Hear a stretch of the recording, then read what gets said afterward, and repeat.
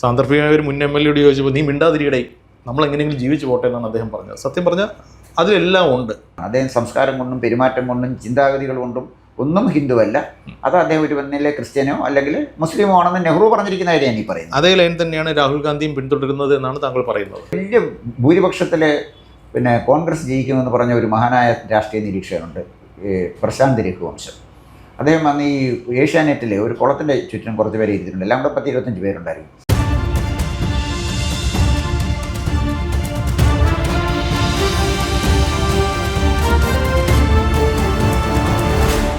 നമ്മുടെ പ്രതിപക്ഷ നേതാവ് ശ്രീ രാഹുൽ ഗാന്ധി ഒരു വലിയൊരു യാത്രയൊക്കെ നടത്തിയിരിക്കുകയാണ്. ബീഹാറിൽ ഉടനീളം സഞ്ചരിച്ചിട്ട് ഒരു വോട്ട് അധികാർ യാത്ര. അത് അദ്ദേഹത്തിൻ്റെ ഗ്രാഫ് മാറ്റി രാജ്യത്തിൻ്റെ രാഷ്ട്രീയ ഭൂപടം തന്നെ മാറുന്നു. ഇനി യുവാക്കളെല്ലാം രാഹുൽ ഗാന്ധിക്കൊപ്പം അണിചേരുന്നു എന്നൊക്കെ ചില കോൺഗ്രസ് സോഷ്യൽ മീഡിയ ഹാൻഡിലുകൾ പ്രചരിപ്പിക്കുന്നു, അല്ലെങ്കിൽ അത്തരത്തിലുള്ള വാർത്തകൾ സ്ഥിരമായി കണ്ടുകൊണ്ടിരിക്കുന്നു. താങ്കൾക്ക് എന്ത് തോന്നുന്നു, ഈ രാഹുൽ ഗാന്ധിയുടെ യാത്ര ഇന്ത്യൻ രാഷ്ട്രീയത്തിൽ എന്ത് മാറ്റമാണ് വരുത്താൻ പോകുന്നത്? വോട്ടധികാർ യാത്ര രാഹുൽ ഗാന്ധി നടത്തുന്നുണ്ട്. അതിൽ ബീഹാറിൽ ആളുകൾ കൂടുകയും ചെയ്യുന്നുണ്ട്. ഈ ബീഹാറിൽ ആൾ കൂടുന്നതിന് ചില പ്രത്യേക സംവിധാനങ്ങളുണ്ട്. അത് ബീഹാർ പൊളിറ്റിക്സ് അറിയാവുന്നവർക്ക് അറിയാവുന്ന കാര്യമാണ്. അപ്പോൾ രാഹുൽ ഗാന്ധി ഈ വോട്ടധികാര യാത്ര നടത്തുന്നത് ഇലക്ഷൻ കമ്മീഷൻ മാനിപ്പുലേഷൻ നടത്തി BJPയെ സഹായിക്കുന്നു എന്നായിരുന്നല്ലോ അദ്ദേഹത്തിൻ്റെ ആർഗ്യുമെൻറ്റ്. പക്ഷേ ഇപ്പം നടന്ന ഉപരാഷ്ട്രപതി സ്ഥാനത്തേക്കുള്ള തെരഞ്ഞെടുപ്പിൽ അത് ഇലക്ഷൻ കമ്മീഷൻ ഓഫ് ഇന്ത്യ അല്ല നടത്തുന്നത്. അതിന് പ്രത്യേകിച്ച് പാർലമെൻറ്റ് സംവിധാനമുണ്ട്. അവർ നടത്തുന്നത് ഇലക്ഷൻ കമ്മീഷൻ 3 മെമ്പർമാർക്ക് ഇതുമായിട്ട് യാതൊരു ബന്ധവുമില്ല. ആ തെരഞ്ഞെടുപ്പിൽ UPA നിർത്തിയ സ്ഥാനാർത്ഥിയാണ് ജനാർദ്ദൻ റെഡ്ഡി. അദ്ദേഹത്തിന് കിട്ടേണ്ട വോട്ട് കിട്ടിയില്ല, ചോർന്നു പോയി. അതെവിടെയാണ് ചോർന്നേ? അത് ഈ പറയുന്നത് പോലെ എന്തെങ്കിലും അത് ചോർന്നത് UPAയിൽ നിന്നാണല്ലോ. വോട്ട് കൂടുതൽ കിട്ടിയത് NDAയ്ക്കും, ചോർന്നത് UPAയിൽ നിന്നുമാണല്ലോ. ഇപ്പോൾ പേര് മാറ്റി ഇന്ത്യ മുന്നണി. പഴയ UPA, ഇപ്പോഴത്തെ ഇന്ത്യ മുന്നണി. എന്തുകൊണ്ട് അദ്ദേഹത്തിന് സ്വന്തം മുന്നണി സംവിധാനത്തിനകത്ത് തന്നെ വോട്ടുറപ്പിക്കാൻ സാധിക്കുന്നില്ല എന്നുള്ളതാണ് ചോദ്യം.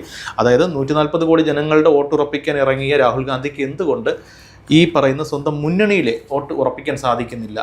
അതായത് അത് ഇവിടെ പറ്റാത്ത ആൾ അവിടെ പോയി എന്ത് സാധിക്കാനുള്ളതെന്നുള്ളൊരു ചോദ്യം ഇതേ സമയത്ത് തന്നെ വരുന്നുണ്ട്. താങ്കളുടെ റീഡിങ് എന്താണ്? വളരെ ലളിതമായിട്ട് അന്വേഷണ ഒരുപാട് രാഷ്ട്രീയ നേതാക്കന്മാരുമായിട്ട് ബന്ധമുണ്ട്, എല്ലാ രാഷ്ട്രീയ പാർട്ടിയിലുമുണ്ട്, കോൺഗ്രസ് അടക്കം.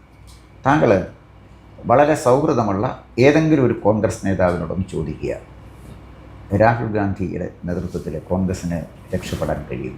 ഇതേക്കുറിച്ച് ഞാൻ ചോദിച്ചപ്പോൾ സാന്ദർഭികമായ ഒരു മുൻ MLA ചോദിച്ചപ്പോൾ നീ മിണ്ടാതിരിക്കടേ, നമ്മൾ എങ്ങനെയെങ്കിലും ജീവിച്ചു പോട്ടെ എന്നാണ് അദ്ദേഹം പറഞ്ഞത്. സത്യം പറഞ്ഞാൽ അതിലെല്ലാം ഉണ്ട്.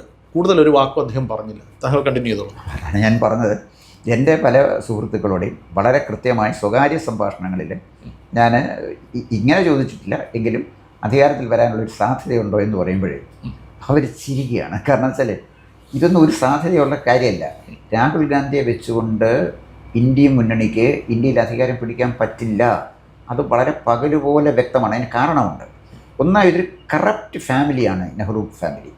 നെഹ്റുവിനെ പണ്ട് എൻ്റെ ചെറുപ്പ സമയത്ത് ഉണ്ടായിരുന്ന ഒരു ആരാധന ഇന്ന് നെഹ്റുവിനോട് പൊതുസമൂഹത്തിനില്ല.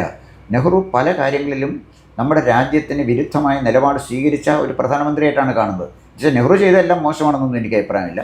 പക്രാനങ്കൽ അണക്കെട്ടും നാഗാർജുന സാഗർ അണക്കെട്ടും അടക്കം ഒരുപാട് ഇൻഫ്രാസ്ട്രക്ചർ ഡെവലപ്മെൻറ്റ് നെഹ്റു ചെയ്തിട്ടുണ്ട്.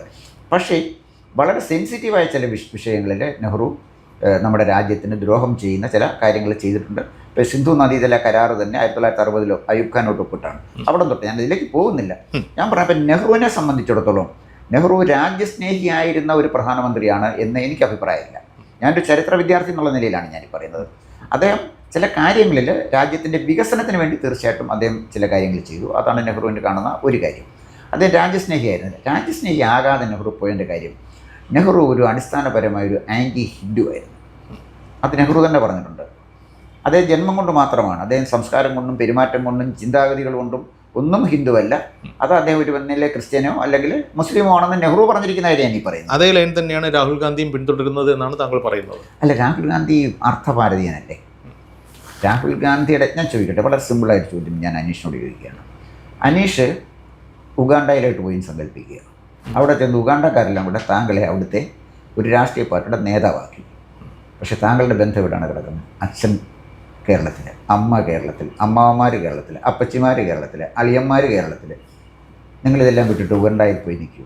നിങ്ങളുടെ കടപ്പാട്, നിങ്ങളുടെ ബന്ധങ്ങൾ എപ്പോഴും നിൽക്കുന്നത് കേരളം. നമ്മുടെ പുക്കൾക്കൊടി ബന്ധം നമ്മുടെ മാതൃരാജ്യമായിട്ടല്ലേ? ചോറങ്ങും കൂറിങ്ങുമായിരിക്കും. അത് സ്വാഭാവികമായിട്ട് ഇറ്റലിക്കാരിയായ സോണിയാഗാന്ധി അവരുടെ ബന്ധുക്കളെയൊക്കെ വിട്ടിട്ട് ഇവിടെ വന്ന് ഇന്ത്യയെ സ്നേഹിക്കണം എന്ന് പറയുന്നത് പ്രായോഗികമായൊരു കാര്യമല്ല, മനുഷ്യസാധ്യമായൊരു കാര്യമല്ല.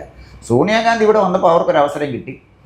സോണിയ വിചാരിച്ചു ഇവിടെ കുറേ മണ്ടന്മാരുണ്ട്, ഈ മദാമി സാഹിബിനെ ആരാധിക്കുന്ന കുറേ ഇഡിയറ്റ്സാണ്, അപ്പോൾ ഇവിടെ വന്ന് ഇന്ത്യയുടെ പ്രധാനമന്ത്രിയാകാം എന്നാണ് വിചാരിച്ചത്. ആ സ്വപ്നം പൊലിഞ്ഞു പോയത് APJ അബ്ദുൽ കലാമിന് ഇന്ത്യൻ ഭരണഘടനയെക്കുറിച്ച് നല്ല ബോധമുണ്ടായിരുന്നത് കൊണ്ടാണ്.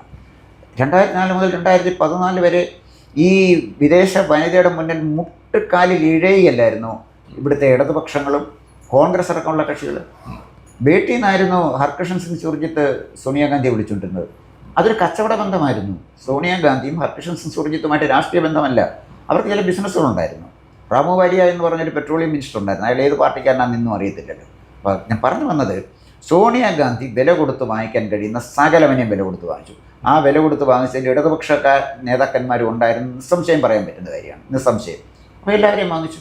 പക്ഷേ ഇപ്പോൾ ഈ ഇടതുപക്ഷത്തിൻ്റെ കാര്യം താങ്കൾ പറഞ്ഞതുകൊണ്ട് സാന്ദർഭികമായിട്ട് ഞാൻ പറയുകയാണ്. ഇപ്പോൾ ഈ അടുത്തിടെ ചൈനയുമായിട്ട് ഇന്ത്യ പുതിയൊരു അലയൻസ് ഉണ്ടാക്കി, അതേ സമയത്ത് രാഹുൽ ഗാന്ധി പറയുന്നത് ചൈനയെ വിശ്വസിക്കരുത്, ചൈന ചതിയനാണ്, അവരോടൊപ്പമുള്ള ഒരു അലയൻസ് നമുക്ക് വേണ്ട. അതിനോട് വ്യക്തിപരമായി ഞാൻ യോജിക്കുന്നു, ഒരു ആസ് എൻ ഇൻഡിവിജ്വൽ. അതോടെ നിൽക്കട്ടെ.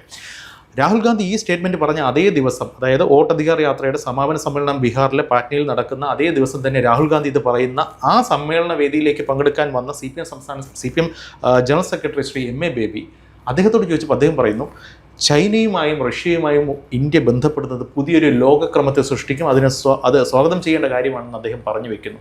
ഒരു മുന്നണിയുടെ ഭാഗമായ രണ്ട് കക്ഷികൾ പരസ്പര വിരുദ്ധമായ ഒരു അഭിപ്രായമാണ് ഒരേ കാര്യത്തിൽ പറയുന്നത്. ഇതിനെ താങ്കൾ എങ്ങനെ കാണുന്നു? അത് സ്വാഭാവികമായ കാര്യമാണ്. ഉദാഹരണത്തിന് ബേബി ചൈനയെ കാണുന്നത് അവരുടെ ഒരു പിതൃരാജ്യമായിട്ടാണ്. അതായത് അല്ലാതെ അവർക്കാർക്ക് ഇന്ത്യയോടല്ല സ്നേഹം, അവർക്ക് ചൈനയോടാണ് സ്നേഹം. ചൈനീസ് ചെയർമാൻ, നമ്മുടെ ചെയർമാൻ മുദ്രാവാക്യം വിളിക്കുന്ന കോൺഗ്രസ്സുകാരല്ല, BJPക്കാരും അല്ല, DMKക്കാരും അല്ല, അത് കമ്മ്യൂണിസ്റ്റുകാരാണ്. നമ്മുടെ അതിർത്തി എന്ന് നമ്മളും നമ്മുടെ ചൈനയുടെ അതിർത്തി എന്ന് ചൈനയും പറയുന്ന മൻമോഹൻ ലൈനിനെ കുറിച്ച് EMS അല്ലേ പറഞ്ഞത്?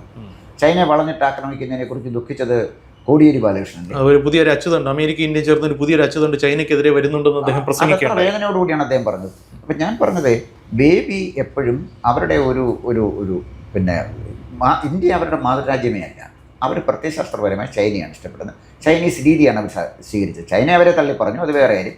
തള്ളിപ്പറഞ്ഞാലും അമ്മ മക്കളെ അടിച്ചു എന്ന് പറഞ്ഞുകൊണ്ട് അമ്മയോട് ആർക്കും വിരോധമൊന്നുമില്ലല്ലോ. ചൈന ചീത്ത പറഞ്ഞാൽ അവർക്ക് പ്രശ്നമൊന്നുമില്ല. അപ്പോൾ ഒരു പ്രത്യയശാസ്ത്രപരമായ സമീപനമാണ് ബേബി അക്കാര്യത്തിൽ സ്വീകരിച്ചത്. ഇത് ചൈനയുമായിട്ടുള്ള ഈ ബന്ധം വേണമെന്നുള്ളത്.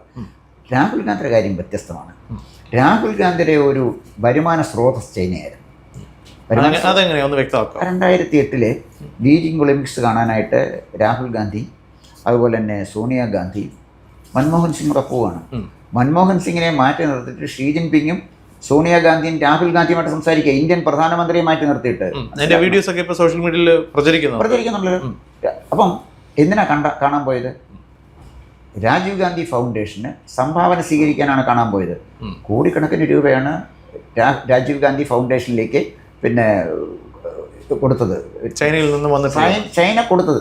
ചൈന ബ്രൈബ് ചെയ്യല്ലേ? അപ്പം ഷീ ജിൻപിങ്ങിന് അറിയാം സോണിയാഗാന്ധിയെ അല്ലെങ്കിൽ രാഹുൽ ഗാന്ധിക്ക് എന്ത് മൂല്യമുണ്ട് എന്നറിയാം. മാക്സിമം റീറ്റെയിൽ പ്രൈസ് അദ്ദേഹത്തിന് അറിയാം, അത് കൊടുത്ത് അദ്ദേഹം വാങ്ങിക്കും. അപ്പം അവിടെ പ്രശ്നം എന്താണെന്ന് ചോദിച്ചാൽ, എന്നിട്ടും രാഹുൽ ഗാന്ധി ഇപ്പോൾ ചൈനയെ അതാണ് പ്രശ്നം. ചൈനയും ഇന്ത്യയുമായിട്ട് അടുത്താൽ, അതായത് നരേന്ദ്രമോദിയും ഷീ ജിൻപിങ്ങുമായിട്ട് അടുക്കുകയാണെങ്കിൽ തൻ്റെ വരുമാനമല്ലേ പോകുന്നത്? ചൈന ചതിക്കും. ചൈന ചതിക്കും എന്നാൽ ചൈന പിന്നെ പണം കൊടുക്കില്ല. അതാണ് പ്രശ്നം. ബേബിയുടെ പ്രശ്നം പ്രത്യയശാസ്ത്രപരമാണ്, രാഹുൽ ഗാന്ധിയുടെ പ്രശ്നം സാമ്പത്തികമാണ്. അത് സ്വാഭാവികമായ ഒരു പ്രതികരണമാണത്.